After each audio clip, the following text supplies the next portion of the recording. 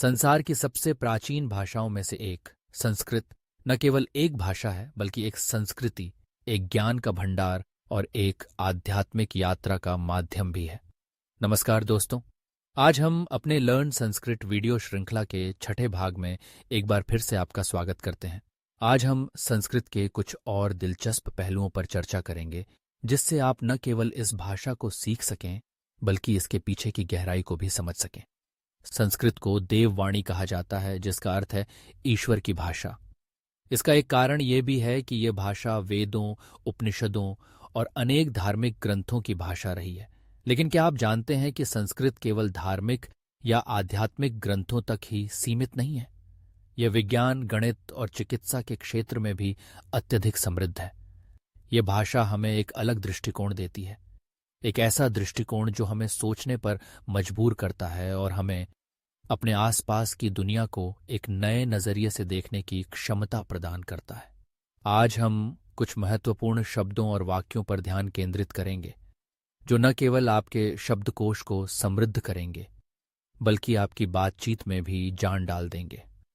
चलिए, सबसे पहले हम कुछ सामान्य शब्दों से शुरुआत करते हैं, जैसे नमस्ते, जिसका अर्थ है आपको प्रणाम। यह शब्द केवल अभिवादन के लिए नहीं है बल्कि इसमें गहरी विनम्रता और सम्मान छिपा हुआ है। जब आप किसी को नमस्ते कहते हैं तो आप न केवल उन्हें सलाम कर रहे हैं बल्कि उनके प्रति अपने दिल में एक सम्मान भी व्यक्त कर रहे हैं।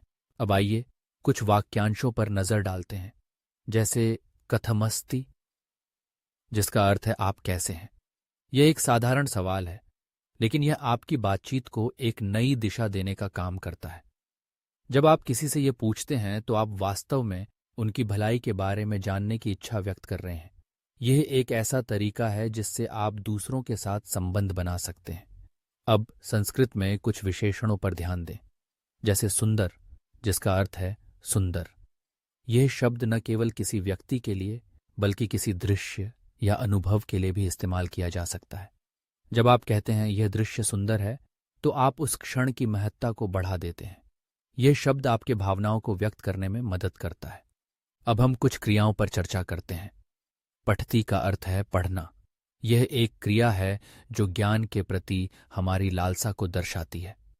जब हम पढ़ते हैं तो हम न केवल जानकारी प्राप्त करते हैं बल्कि अपने आप को और भी विकसित करते हैं।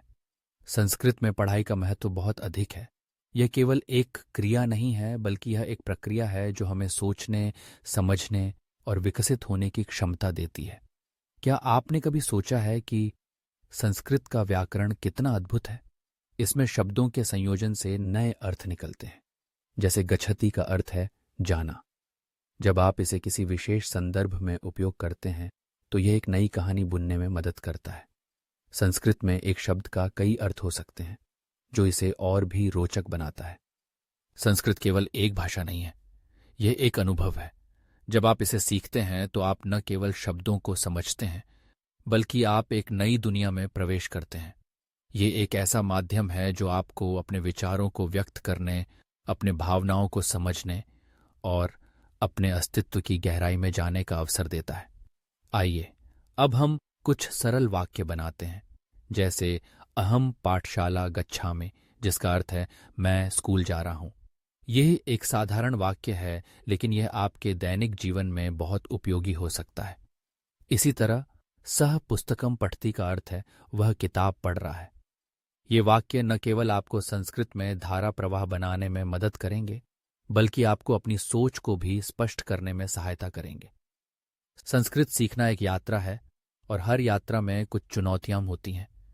कभी कभी आपको शब्दों को याद करने में कठिनाई हो सकती है या व्याकरण की जटिलताओं का सामना करना पड़ सकता है। लेकिन याद रखें, हर कठिनाई आपको मजबूत बनाती है।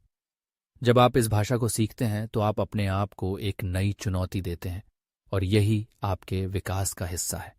तो दोस्तों, आज का हमारा सत्र यहीं समाप्त होता है। आशा है कि आज आपने संस्कृत के कुछ नए शब्द और वाक्य सीखे होंगे। अगले वीडियो में हम संस्कृत के कुछ और दिलचस्प पहलुओं पर ध्यान देंगे। तब तक नमस्ते कहकर विदा लेते हैं। याद रखें, सीखना एक निरंतर प्रक्रिया है और संस्कृत में आपका यह सफर अभी शुरू हुआ है। धन्यवाद।